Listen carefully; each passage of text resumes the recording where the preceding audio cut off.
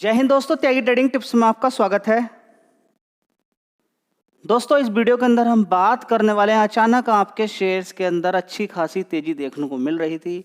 आपके portfolio green के अंदर जा रहा था या फिर पोर्टफोलियो के अंदर जो बड़ा नुकसान देखने को मिल रहा था वो धीरे धीरे घट रहा था। अचानक ऐसा होता है कि आज फिर दोबारा से गिरावट शुरू हो जाती है और कल भी गिरावट होती है। ठीक है, तो आज और कल की गिरावट इतनी बड़ी हो गई कि आपके पोर्टफोलियो में बड़ा नुकसान देखने को मिल रहा है। ठीक है, उसके पीछे के कारण क्या है? क्या एक गिरावट और बढ़ सकती है? तो उसके पीछे का कारण ये है कि ये गिरावट बढ़ सकती है, लेकिन आपको नज़र बना के रखना पड़ेगा, कंडीशन पर नज़र बना के रखना पड़ेगा, स्थिति पर नज़र बना के रखना पड़ेगा कि सिचुएशन आगे कैसी हो सकती है। देखिए, स्टॉक मार्केट ग्लोबली के कारण भी गिरावट होती है, देश विदेश के अंदर क्या हो रहा है उसकी वजह से भी, और इंटरनल वजह से भी, और साथ में कंपनियों के अंदर क्या दिक्कतें हो रही हैं, क्या परेशानी हो रही है, उसकी वजह से भी बड़ी दिक्कत परेशानी शेयर्स के अंदर हो जाती है। ठीक है, तो आपने देखा कि बहुत सारी कंपनियों के रिजल्ट्स इतने शानदार आए, शेयर ने तेजी तेजी तेजी तेजी दिखाई। काफ़ी समय से लगातार स्टॉक मार्केट के अंदर गिरावट हो रही थी, लगातार कह सकते हैं कि सितंबर 2024 से लगातार गिरावट थी। मार्केट के अंदर बहुत सारे शेयर्स ने नीचे से 30-30, 40-40% की तेज़ी दिखाई। तो गिरावट का एक ये भी कारण है कि 40-40% की तेज़ी दिखाई तो गिरावट हो गई, एक कारण ये भी है। ठीक है, लेकिन जो सबसे बड़ा मेजर इस समय रीजन देखने को मिल रहा है वो कौन सा रीजन है? वो रीजन यही है कि इजराइल ईरान की लड़ाई अब थोड़ा सा आगे बढ़ती हुई नजर आ रही है। देखिए, लड़ाई तो काफ़ी दिन से चल रही है, लेकिन डायरेक्ट लड़ाई नहीं थी। अब डायरेक्ट लड़ाई नहीं थी तो मार्केट को इतना ज़्यादा लेना देना नहीं है कि जब डायरेक्ट लड़ाई नहीं हो रही तो चलिए कोई बात नहीं है जी। डायरेक्ट लड़ाई का मतलब क्या है? डायरेक्ट लड़ाई का मतलब है बड़े हथियारों का इस्तेमाल। अभी तक किससे लड़ाई हो रही थी? हमास से। हमास कम था नहीं, 5,000 रॉकेट उसके पास कहाँ से आ गए नहीं मालूम है।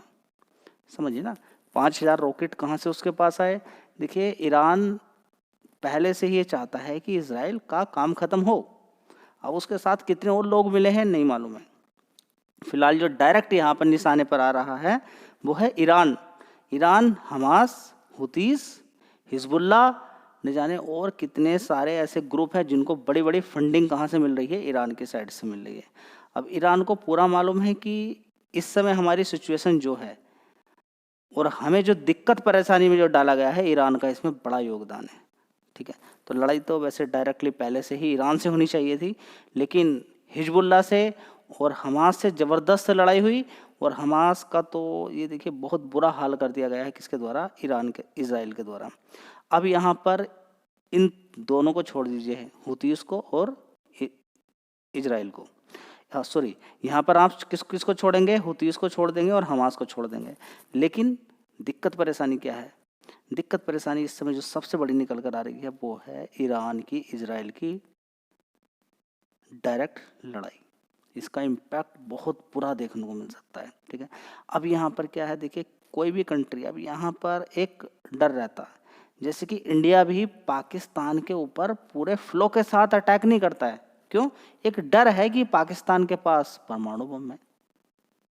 ठीक है, परमाणु बम अगर आपका पड़ोसी है, आपको पता चल जाए कि भाई उसके पास तो हथियार है, तो आप एकदम से उससे कभी लड़ाई नहीं करेंगे। और आपको पता चल जाए कमजोर इंसान है, इसके पास तो कुछ नहीं है, इसका बैकअप भी कुछ नहीं है, तो आप उसके पीछे पड़ जाएंगे, छोड़ेंगे नहीं उसको।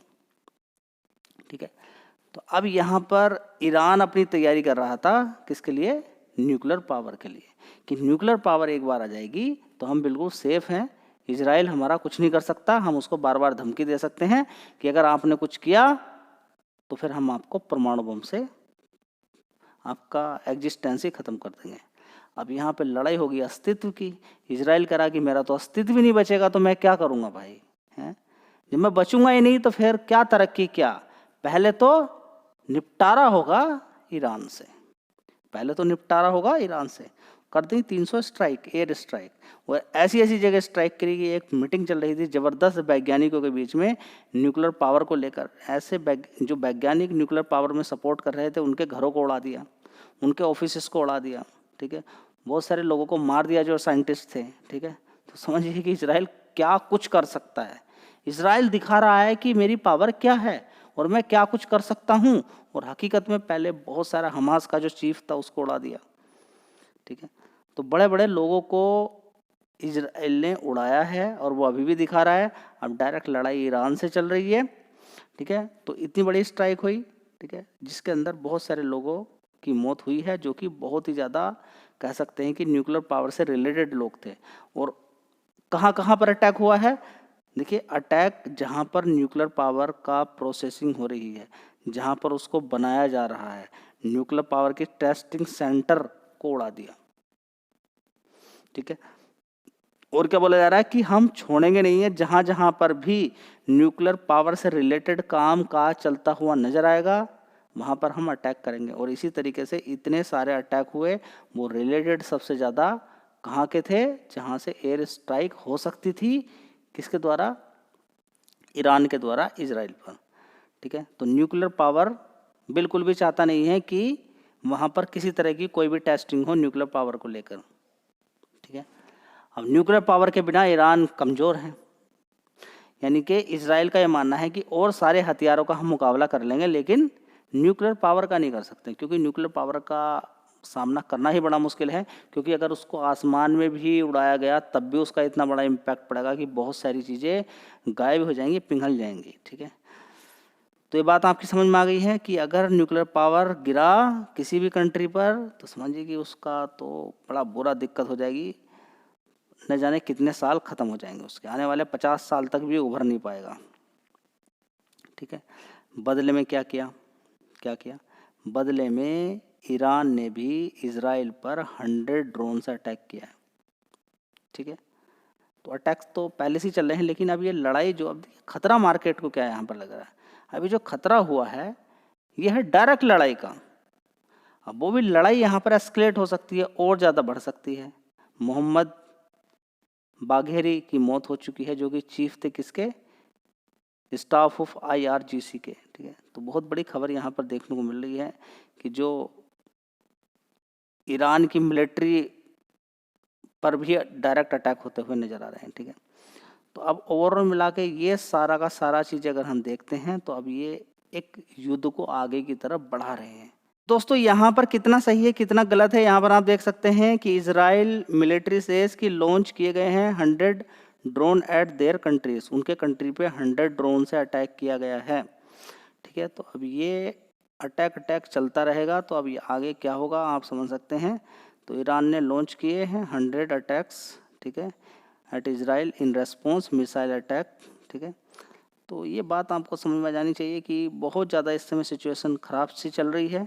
अब ये सिचुएशन कितनी आगे बढ़ेगी, क्या दोनों इन कंट्रियों का सपोर्ट देखने को मिलेगा? लेकिन यहाँ पर क्लियरली कह दिया गया है अमेरिका के द्वारा कि हम इस युद्ध में शामिल नहीं हैं, हमारा कोई सपोर्ट नहीं है, इजराइल अपने से ही कर रहा है, ठीक है।